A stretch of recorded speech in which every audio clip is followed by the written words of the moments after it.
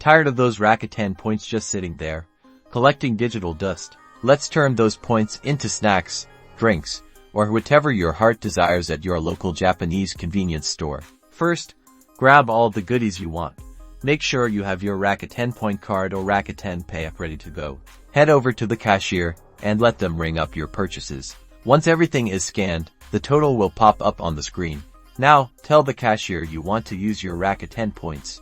Say Rakuten Point Otsukaimasu. The cashier will then select the Rakuten Point option on the register. They'll probably ask how many points you want to use.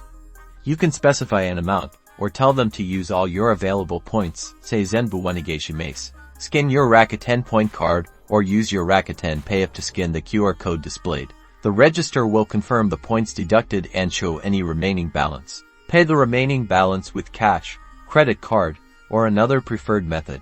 And that's it. You've successfully used your Rakuten points at a Japanese convenience store. Enjoy.